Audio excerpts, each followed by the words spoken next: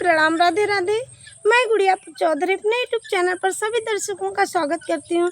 आज मैं आप लोग को देवी मैया का पचरा गीत सुनाने चल रही हूँ। गीत पसंद आए तो लाइक शेयर सब्सक्राइब जरूर कीजिए और कमेंट बॉक्स में जय माता दी जरूर लिखिए। एक बार बोलिए मैया रानी की जय। लागते कुआर चालीसा तोरे बहिनिया, लागते कुआर चालीसा तोरे बहिनिया हो ना, हो मलियावा बगियाना, हो मलियावा बगियाना, मैया मोरी लागी चाहाई मलियावा बगियाना। लागते कुआर चालीसा तोरे बहिनिया, हो मलियावा बगियाना, हो मलियावा बगियाना, लागी मैया मोरी चाहाई मलियावा बगियाना, लागी मैया मोरी चाहाई मलियावा बगियाना। मालिन फूलवरिया देखी गायली लो भाई कि लोड़ लागिना, हो कि लोड़ लागिना, उहाड़ा उल के फूलवा हो लोड़ लागिना, उहाड़ा उल के फूलवा लोड़ लागिना। लोड़त मैया गैया लसाई हो गिर गईले ना, हो गिर गईले ना, वन के नाकी के नथुनिया गिर गईले ना, वन के नाकी के नथुनिया गिर गईले ना।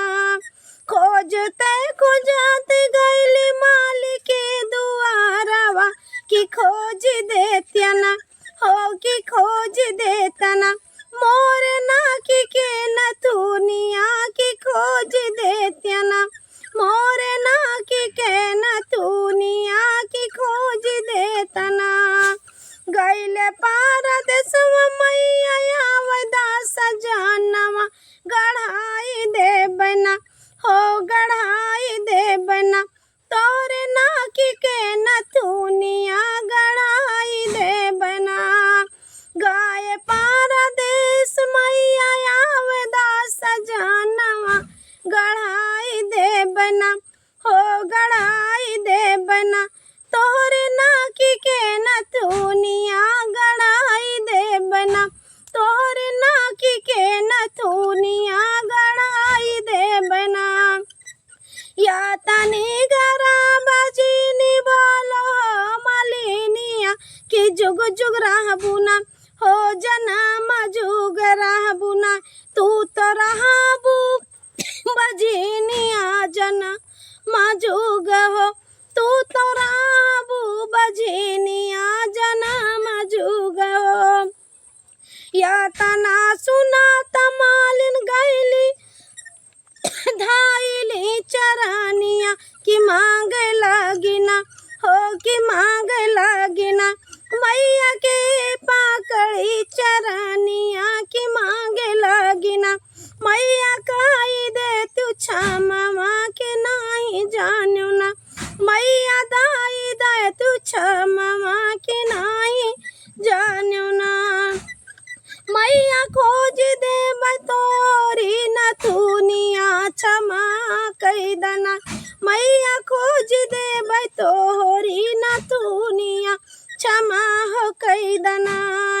होते सबेर मालिन गाई फूलवारिया कि खोज लागिना, हो कि खोज लागिना, मैया नाकी के नथुनिया हो खोज लागिना, हो कि माई के नाकी के नथुनिया खोजाई लागी हो। खोजत मैया गाई नाकी के नथुनिया की खोज लाई हो कि मालिन खोज लाई हो, माई के नाकी के नथुनिया की खोज लाई हो। मगन होई के माई आया से लागी मालिन कि तोहरी को खियाना, हो कि तोहरी को खियाना, राह जुग जुग अमरवा तोहर को खियाना, राह जुग जुग अमरवा तोहर रे कोकिया ना, चालत लागत कुआर 40 तोरे बहिनिया, हो मलिया बगिया ना, हो मलिया बगिया ना, मैया मोरी लागे है छाई, मलिया बगिया ना, मैया मोरी लागे है छाई, मलिया बगिया ना। हमारा देवी मैया का पचरा गीत आप लोग को कैसे लगा कमेंट बॉक्स में जरूर बताना। धन्यवाद।